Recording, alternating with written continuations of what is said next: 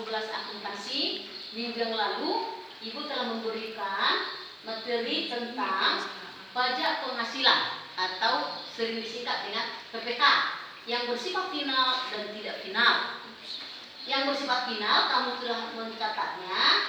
Ibu hari ini menjelaskan yang bersifat final.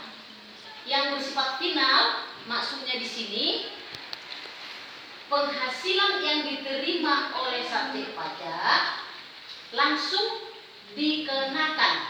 Ya, apa objek pajak itu? Objek pajak itu penghasilan yang diterima oleh seseorang. Apakah itu dari penjualan tanah, deposito bunga, uang, tabungan, undian, itulah yang dikatakan sebagai objek pajak. Kemudian anak ibu, ya, pembayaran, pemotongan atau pemungutan PPH bersifat final. Artinya bahwa wajib pajak itu bisa melakukan pembayaran melalui pihak lain, bisa dipotong oleh pihak lain. Dan sebaliknya juga wajib pajak itu bisa menyetor sendiri. Atau seperti pelajaran kita di kelas 11 bahwa pembayaran pajak bisa dilakukan sistem, ya, dikatakan itu self assessment system. Artinya kalau ibu sebagai wajib pajak bisa saya hitung sendiri berapa utang pajak saya, kemudian saya setorkan langsung ke KPP, kantor pelayanan pajak. Lalu dikatakan anak ibu bahwa bersifat final, PPH bersifat final bukan merupakan pembayaran di muka. Walaupun saya lakukan pembayaran, itu bukan dilakukan kredit pajak atau sebagai uang muka dari terutangnya, tetapi itu langsung dikenakan kepada penghasilan yang diterima oleh wajib pajak. Sehingga wajib pajak dianggap telah melunasi kewajiban pajaknya. Anak ibu, perhatikan ya, jenis-jenis penghasilan yang dikenakan PPH bersifat final. Nih contohnya, penghasilan berupa bunga deposito. Kita di kelas 11 setelah mempelajari, ya, jenis daripada simpanan, ada deposito, ada tabungan.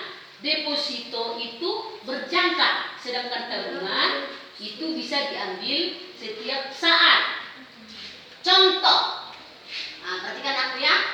Contoh, pada tanggal 25 April 2019, si A menerima bunga deposito sebesar, contoh ya, 10 juta rupiah.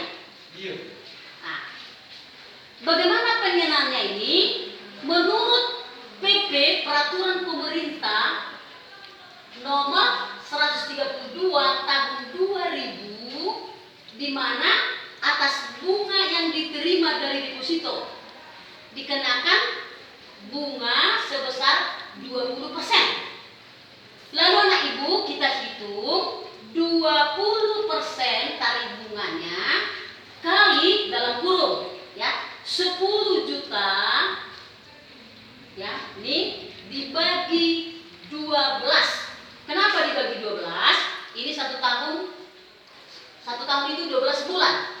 Maka ini jika kita hitung, katakanlah 166.166,67, yang artinya inilah yang merupakan potongan atas deposito yang diterima wajib pajak. Kemudian aku ya, nih, ini aku kasih keuangan ini. Apa obligasi? Bukti pengakuan berhutang, gitu ya. Atas bunga, bukan bunga yang tumbuh, nak ya. Bunga, nah, lihat ya. Saya kembali ke akuntansi keuangan. Saham menghasilkan dividen, sedangkan obligasi menghasilkan bunga. Maka atas bunga dividen ini juga sama halnya dikenakan 20% tarifnya. Kemudian jenis penghasilan yang dikenakan bersifat final, penghasilan berupa hadiah undian.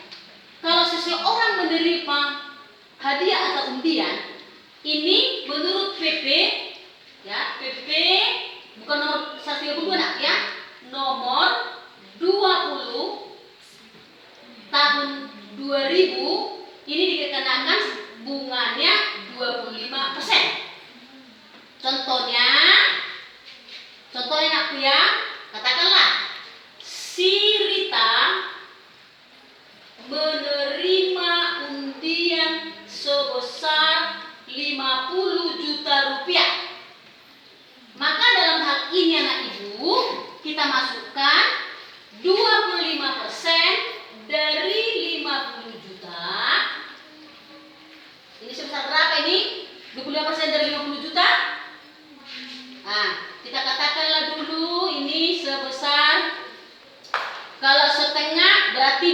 juta.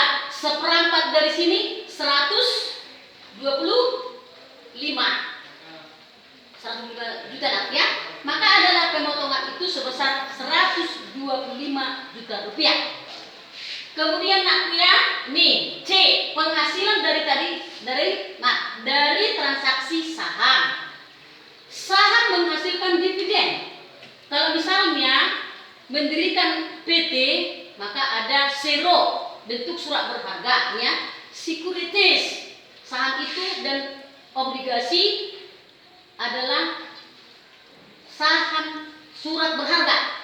Nah, maka atas saham menghasilkan dividen dikenakan juga tarif, dan obligasi securities itu yang diperjualbelikan di bursa efek para emiten maka akan dikenakan bunga ya, tarif bunga itu. Berikutnya penghasilan dan transaksi pengalihan harta. Contoh seseorang mengalihkan asetnya yang berupa gedung, maka hal ini akan dikenakan juga peraturan pemerintah bunga sebesar 1%. Kecuali itu ada pengecualian ya. Kalau misalnya peredaran brutonya ya ada pengecualian 4.800.000.000, baru ada pengecualian. Kalau ada peredaran brutonya itu sebesar 4.800.000.000. Nah, anak ibu kalau kurang paham bisa dijawab ibu dan ditanya ya. Hari ini ibu nanti akan memberikan PPH yang bersifat tidak final. Kalau final itulah penjelasan ibu tadi. Ya. Oke anak ibu, selamat siang. Salam sehat selalu. Dan semangat pagi. Oke, terima kasih.